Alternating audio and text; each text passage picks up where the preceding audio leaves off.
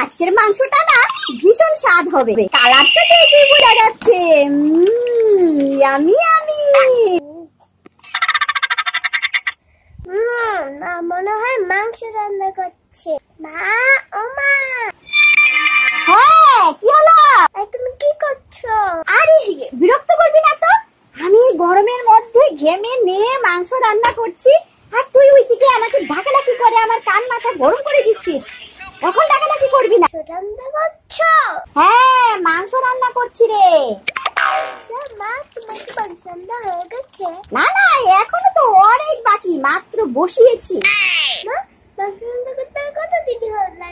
আরে বলো না কত দেরি হবে। আরে এত তাড়াহুড়া করলে হবে না তো, আরো অনেক দেরি লাগবে মাংসটা রান্না করতে। কতক্ষণ লাগে মাংস রান্না করতে? মাংসটা রান্না হলে কিন্তু এক বাটি কষা কষা মাংস দিবে।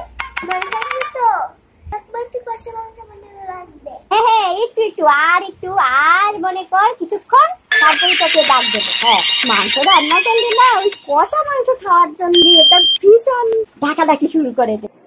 মার মাংস রান্না হতে অনেক দেরি লাগবে, এই ফাঁকে আমি বরং কিছু আম কুড়িয়ে নিই। যা কালার ধরে এসেছে, একদম ভালো করে কষা কষা লাল লাল কষা কষা করে তারপর ওকে ডাক দেবো।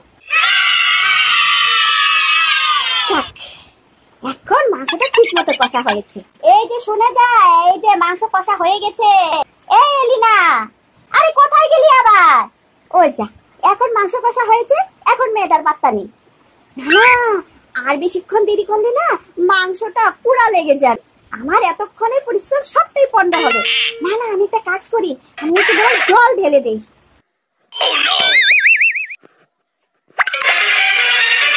ওই ঝুলঝুল মাংসই খাবে। অনেকগুলো আম পেয়েছি, এতক্ষণে হয়তো মার মাংস রান্না হয়ে গেছে। যাই যাই গিয়ে দেখি। মাংস কি রান্না হলো? আরে এতক্ষণ তোকে কখন থেকে ডাকাডাকি করছি, আর এখন মাত্র ঝোলটা দিয়েছি, এখন তোর আসার সময় হলো। দিয়ে দিয়েছো ঝোল? দেখ, তোমার সাথে আর কথাই বলবো না।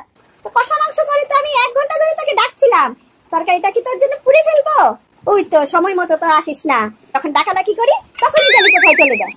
হ্যাঁ, আরে তুমি কখন আমাকে ডাক দিয়েছো? আমি তোমাকে কখন বললাম মাংস রান্না গেলে ডাক দিয়ে দিতে? এখন আমাকে বকাবকি করছে, চুপ তো সব, আর বলবোই না। বললে মাংস খাওয়ার কথা শিখ দিলে এমন করে। না না, আমি আর ঝোল ঝোল মাংস খাবো না।